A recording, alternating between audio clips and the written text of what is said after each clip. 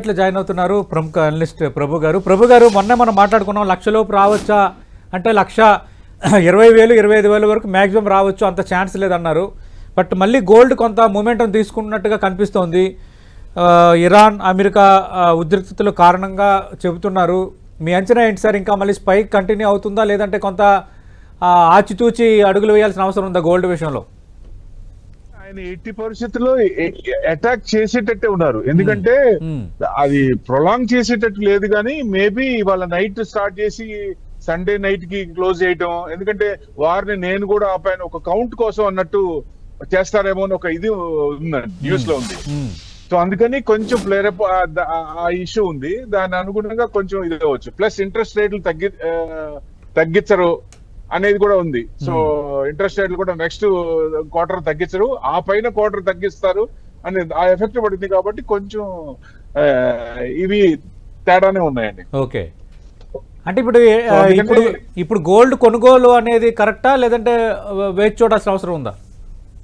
అందుకే నేను చెప్పింది, ఎప్పుడైనా సరే స్టాగర్డ్ మేనర్ లో గోల్డ్ అవసరార్థం ఎంత కావాలో పార్ట్ గా కొనుక్కోవడం బెస్ట్. ఎందుకంటే ఇప్పుడు పెరిగినప్పుడు ఏమో కొన్నది మనకు పెరిగింది అనిపిస్తుంది, ఒకవేళ తగ్గితే ముందు కొనేది ఇంకా తక్కువలో వస్తుంది అనిపిస్తుంది. అందుకని ఒకేసారి కొనుక్కుంటా కొంచెం పార్ట్ గా ఆ టైప్ లో కొంటే బెస్ట్ అని అనుకున్నాం అప్పుడు. ఓకే, ఎందుకంటే ఒకేసారి కొంటే మళ్ళీ ఇప్పుడు వారు ఏదైనా రాదనుకోండి, సపోజ్ ఈ 5 రోజులు ట్రేడింగ్ లో రాదనుకున్నాం, ఈ 5 రోజులు సమాప్తం అయిపోయింది. సో ఈ సాటర్డే సండే ఏమన్నా వస్తుందా ఆయన? ఎందుకంటే ఒక చేస్తాను అటాక్ చేసి మళ్ళీ నేనే ఆపాను అన్నట్టుగా ఉంటుందా? మాక్సిమం సండే నైట్ క్లోజ్ చేశారు అనుకోండి, మళ్ళీ మండే మార్నింగ్ గ్యాప్ అప్ అయ్యే ఛాన్స్ ఉంటుంది ఈక్విటీ మార్కెట్. అప్పుడు కొంచెం తగ్గే ఛాన్సులు ఉంటాయి ఈక్విటీ. లేదు షార్ట్ టర్మ్ గా లేదా వెనుజులా టైప్ లో ఏమైనా అబ్డక్ట్ చేసి దాని ప్రకారం అనుగుణంగా ఏమైనా చేస్తారా అంటే డిఫరెంట్ స్టైల్లో ఆయన ఏ రకంగా చేస్తాడని ఇంకా తెలియదు. అంటే ఇన్స్టెంట్ లాగా అబ్డక్ట్ చేసి అలా చేస్తారా లేకపోతే అటాక్ చేస్తారా? ఎందుకంటే మొత్తం ఇది చేస్తున్నారు కాబట్టి చుట్టూతో కూడా అన్ని వార్ ప్లేన్స్ అన్ని ఉన్నాయి. సో అంత సివియర్ గా చేయకపోవచ్చు, ఎందుకంటే అటు నుంచి కూడా కొంచెం ఇదే ఉంది. సో చేయకపోవచ్చు అనేది, ఒకవేళ చేసినా ఎమ్మటే క్లోజ్ చేయొచ్చు, అంత ప్రొలాంగ్ చేయకపోవచ్చు అనేది ఉంది. అందుకనే కొంచెం ఇవాళ ఇదైంది. మళ్ళీ మండే మార్కెట్ కనుక ఈ న్యూస్ కనుక సబ్సైడ్ అయితే మళ్ళీ ఈక్విటీ పెరిగే ఛాన్స్ ఉంటుంది. అందుకని ఇవాళ కూడా కొంచెం బాగా పడింది. నేను ఎందుకు పడిందో తెలియదు, కేవలం ఇదేనండి న్యూస్ ఇదే. నిన్న మార్కెట్ అంత పడాల్సిన పడలేదు. ఇప్పుడు 1,000 crores ఎఫ్ఐఎస్ అమ్మారు. 1,000 crores అమ్మినప్పుడు అంత తక్కువైనప్పుడు మార్కెట్ అంత పడాల్సిన పడలేదు. 400 points 500 points అంత పడాల్సిన పడలేదు. సో ఎందుకు పడింది అంటే మెయిన్ ఇదే కొంచెం ఇది ఉంది, ఆ న్యూస్ వల్లే కొంచెం ఇదైంది. మరి ఈ రోజు కూడా మార్కెట్లు పడ్డాయి కదా సార్ బాగానే? ఈ రోజు కొంచెం పర్వాలేదు కదా, మార్నింగ్ ప్లస్ ఏ ఉంది, మైనస్ నుంచి ప్లస్ కే వచ్చినాయి కదా సార్ ఇవాళ. ఓకే, అంత మార్కెట్లు ఏం పడలేదు, అంటే అంత ఎఫెక్ట్ కనపడలేదు. సో ఏదైనా ఇవాళ చూస్తే నిఫ్టీ 50 షేర్స్ మీకు లాస్ట్ లో 116 points ప్లస్ లో ఉందండి, 25,571 ఉంది. ఓకే, కానీ సిల్వర్ కొంచెం బిగ్ స్పైక్ వచ్చినట్టు కనిపిస్తుంది కదా సార్? సిల్వర్ ఒక్కసారిగా 15,000 పెరిగిందని ఆల్రెడీ డిబేట్ లో ఉన్నారు సార్. మొన్న మీతో పాటు డిబేట్ లో పాల్గొన్న అంటే మన ముఖ్యంగా జ్యువెలర్స్ డైరెక్టర్ కృష్ణ దాచపల్లి గారు ఉన్నారు. అదే సిల్వర్ కి మాత్రం ఒక బిగ్ స్పైక్ వచ్చిందని అంటున్నారు, 15,000 పెరిగింది ఒక్కసారి. అవునండి, ఎందుకంటే 330 దాకా ఈ న్యూస్ లేదు, మార్కెట్ లో ఉన్నంత సేపు న్యూస్ లేదు. మార్కెట్ అయిపోయిన తర్వాత ఈ వార్ ఏదైనా రావచ్చు అనేది న్యూస్ ఉంది కాబట్టి కమోడిటీస్ లో మార్కెట్ లో కొంచెం స్పైక్ అయింది ఒక్కసారి చేయొచ్చు అనేది. మండే కనుక ఇది సబ్సైడ్ అయిపోతే కొంచెం డౌన్ సైడ్ వచ్చే ఛాన్స్ ఉంటుంది. లేదు ఆయన 2-3 రోజులు కంటిన్యూ చేసేటట్టయితే ఇంకొంచెం స్పైక్ అయ్యే ఛాన్స్ ఉంటాయి. సార్ అదే ఇప్పుడు గోల్డ్ 2 lakhs మార్క్ దాటింది, ఆల్ టైమ్ హై చూసింది కదా.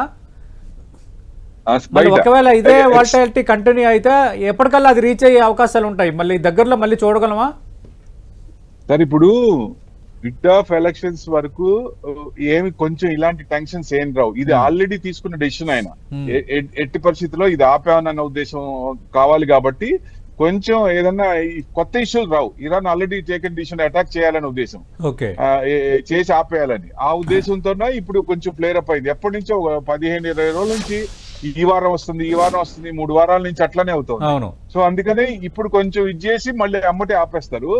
నవంబర్ తర్వాత మళ్ళీ మార్పులు చేర్పులు వస్తాయండి. ఎందుకంటే నవంబర్ దాకా ఆయన ఏం కొత్త ఇష్యూస్ తేరు.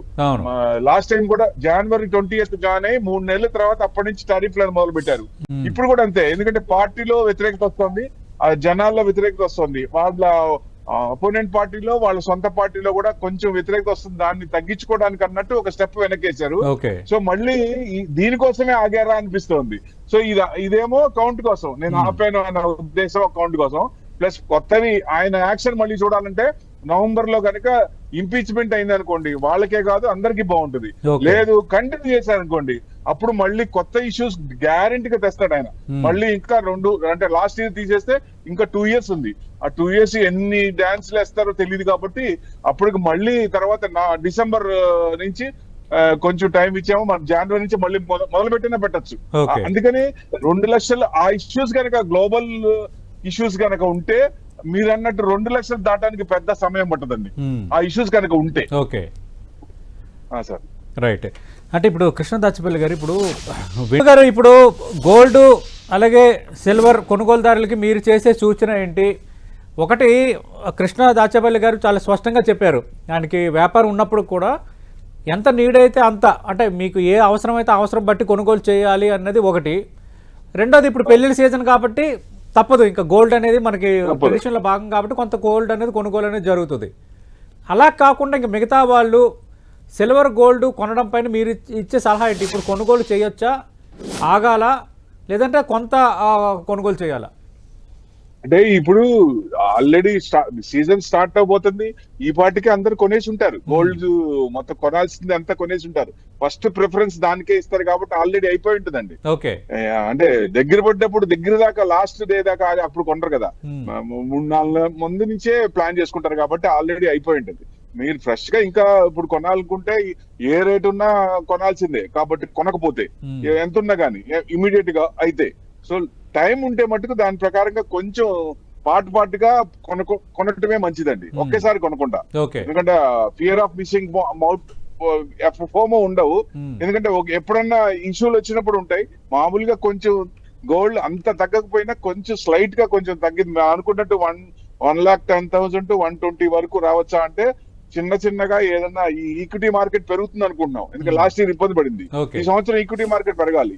Mid and small cap broader market బానే ఉంది.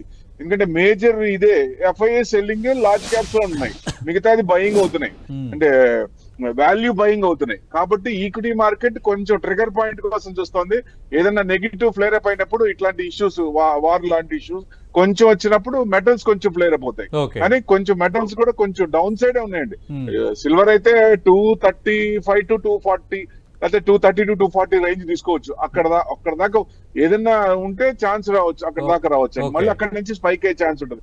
లాంగ్ టర్మ్ మటుకు సిల్వర్ ఇన్వెస్ట్మెంట్ ఏం పర్లేదు, చేసుకోవచ్చు. కాకపోతే మీరు 10 to 15% చేయండి మీ క్యాపిటల్ లో. మీరు సిల్వర్ బాగా పెరుగుతుందని చెప్పి తీసుకెళ్లి మనకు ఒక 10 లక్షలు ఉంటే దాంట్లో 7 లక్షలు 8 లక్షలు పెట్టడం అనేది కరెక్ట్ కాదు. ఎందుకంటే 4,10,000 MCX లో కోట్ అయింది, అది 4,10,000 మళ్ళీ రావాలంటే ఎంత టైం పట్టింది?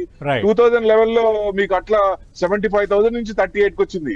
అప్పుడు పరిస్థితి వేరు, స్ట్రాటజీ వేరు. మార్కెట్ స్ట్రాటజీలో మార్పు రానంత కాలం సిల్వర్ అంత పడకపోవచ్చు. ఈ ప్రాఫిట్ బుకింగ్ ఇది ట్రెండ్ రివర్సల్ కాదు. ఇప్పుడు చూస్తే ప్రాఫిట్ బుకింగ్ లోనే కానీ ట్రెండ్ రివర్సల్ కాదు కాబట్టి భయం లేదు. స్ట్రాటజీలో మార్పు రానంత వరకు భయం లేదండి. లాంగ్ టర్మ్ కాబట్టి ఇక్కడ నుంచి ఎవరైనా చేసినప్పుడు మాట దాంట్లో కూడా 10 to 15%, ఒక 5% ఇంకొంచెం పడితే అట్లా 10 మ్యాక్స్ టు మ్యాక్స్ మన క్యాపిటల్ లో 10 to 15% పెట్టుకుంటే మంచిది. ఎందుకంటే ఎంత పడినా 2.5 లక్షలు తగ్గింది. అంటే సార్ డైరెక్ట్ కొనుగోలు కరెక్టా, లేదంటే ETFs లేదా డిజి గోల్డ్, డిజిటల్ గా గోల్డ్ కొనడం కరెక్టా? అంటే నేను ఇప్పుడు కరెక్ట్ గా చెప్పాలంటే, ఇప్పుడు షాపుల్లో కొన్నాం అనుకోండి, ఇప్పుడు మా దగ్గర క్లయింట్స్ కూడా కొంతమంది ఉన్నారు, వాళ్ళు షాపుల్లో కొన్నారు, పడేటప్పుడు ఇబ్బంది పడ్డారు. ఏ రేట్ వస్తుందో తెలియదు, ఎక్కడ వాళ్ళేమో తీసుకోలేదు. పెరిగేటప్పుడేమో ఆ మార్కెట్ రేట్ వాళ్ళకి తెలియదు, అసలు రేట్ తెలియదు కదా, రన్నింగ్ రేటు ఆ పైన పెట్టాల్సి వస్తుంది. ఆ ఇబ్బంది ఉంది వాళ్ళకి. అందుకే నేను వాళ్ళకి ఏం చెప్పానంటే 100% ETF లో పెట్టుకోండి. మీకు ETFలు కానీ సిల్వర్ బీస్ కానీ ఓకే సుఖంగా ఉంటుంది, టెన్షన్ ఉండదు. ఈక్విటీని ఎలా చూస్తారో దాన్ని కూడా అలా చూడండి. లాంగ్ టర్మ్ పెట్టుకోండి, మంచి రిటర్న్స్ వస్తాయి. రైట్. థ్యాంక్ యూ ప్రభు గారు. థ్యాంక్